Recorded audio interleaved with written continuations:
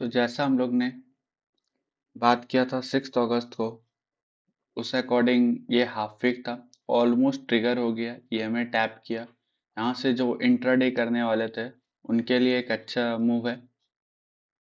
Almost अगर EMA से भी उठाते हैं तो जो टॉप मार रहा है वो ऑलमोस्ट 200-250 पिप्स का है, तो एक बढ़िया मूव था। हेलो गाइस, आज है 7 अगस्त थर्सडे। हम आज करते हैं न्यूयॉर्क फॉरेक्स फोरकास्ट और देखते हैं पहले कल की एनालिसिस क्या थी। कल हमारा मेजर जो स्विंग प्लान था वो इस जोन से था, और स्कैल्प या इंट्राडे टैप्स वो इस कैंडल की हाफ वीक टैप होगी तो हम एक ट्रेड लेंगे, या फिर 4 आवर के ईएमए का ब्रेकडाउन हो, लो क्रिएट करे और उस लो को ब्रेक कर दे प्रॉपरली तो हम ट्रेड लेंगे। तो ना तो हमारे जोन्स में आया ना स्ट्रक्चर चेंज किया, तो हमारी कोई सेटअप नहीं बनी। एक इंट्राडे के सेटअप बनी जो ये हाफ वीक को टैप किया है और यहाँ से एक हल्का सा इंट्राडे या स्कैल्प टाइप मूव आया है। तो अब हम आज के एनालिसिस स्टार्ट करते हैं। मंडे, ट्यूसडे, वेडनेसडे 3 दिन बीत चुका है, और अभी तक जो ये कैंडल का साइज है, ये वीकली कैंडल है। 3 दिन, आज फोर्थ डे है, और ये अभी तक केवल 430 पिप के अंदर कहीं कैंडल है 3 दिन बीतने के बाद। यानी ये वीक साइडवेज रहने वाला है अभी तक के अकॉर्डिंग लग रहा है। और जो मेजर मूव आएगा वो मंडे को लिक्विडिटी लेगा, और ट्यूसडे को सीपीआई है। सीपीआई के बाद एक बुल या बियर मोमेंटम स्ट्रक्चर के अकॉर्डिंग देखने मिलेगा, और ये वीक साइडवेज रहेगा अभी तक के अकॉर्डिंग, ये पता चलता है। डेली में डेली में हमारे पास ऊपर का जो रेजिस्टेंस लेवल है वो ये है, और जो सपोर्ट लेवल है वो ये है।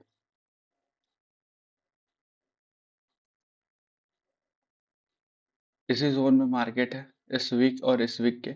और डेली में एक डॉजी, दो Doge, unwanted type candle, 3 days से मार्केट साइडवेज है, कुछ परफॉर्म नहीं कर रहा है। यहाँ पे एक चीज है जो कि ये है कि ऊपर से फिब लगा रहे हैं, तो ईएमए के साथ है, ईएमए ब्रेक नहीं कर पा रहा है। और सेम अगर नीचे से ईएमए लगा रहे हैं तो 61 के नियर बाई है, और 78 जो कि हमारा ओपनिंग क्लोजिंग जोन होता है उसके नीचे है। तो मार्केट कोई भी डायरेक्शन नहीं शो कर रहा है। ये एक साइडवेज या ट्रैप मार्केट भी इसको बोल सकते हैं। 4 आवर में स्विच हो तो ये हाई था, ये हाई था, इसके कंपैरिजन में ये फेक ब्रेकआउट हुआ, इम्पल्सिव और फेक दोनों हुआ, और ये वापस अगेन मोमेंटम दिया, लेकिन अभी तक इसको ब्रेक नहीं किया। देखते हैं आने वाले टाइम में इसको क्या करता है, कैसे बिहेव करता है, इस जोन को देखता है मार्केट।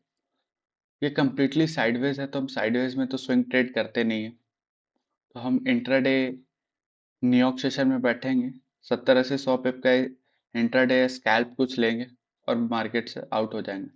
कल भी कुछ इसी टाइप का मूव आया था, ये इतने बुल थे, ये ओपनिंग क्लोजिंग 78। अगर सपोज मार्केट पे किसी ने 61 पे भी बाई किया होता तो बहुत अच्छा। जैसे ये सपोर्ट है दोनों 61, यहाँ पे मार्केट ने सपोर्ट लिया, ब्रेकडाउन किया, again break, fake breakout, breakdown था, अगेन ब्रेकआउट किया, फिर रिट्रेसमेंट आया, किसी ने 61 पे भी बाई किया होता और ये ऐसे लगाता तो एक अच्छा ट्रेड उसे मिल गया था। 30 मिनट्स में स्विच हो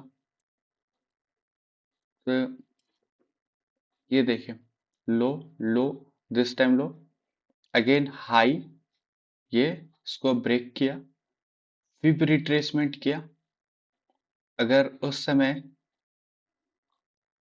यहाँ से बुल मोमेंटम आया और यहाँ तक का था तो ये 50 लेवल टैप किया है,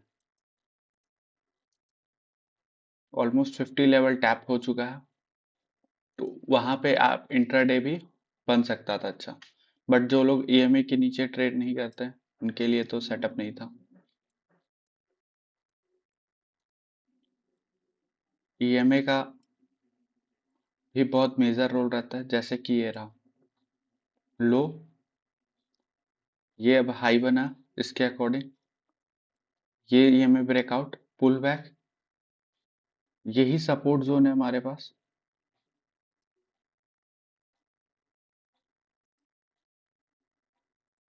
और ऑलमोस्ट यहीं पे रुका मार्केट, और यहाँ से कंटिन्यूअस पुल मोमेंटम,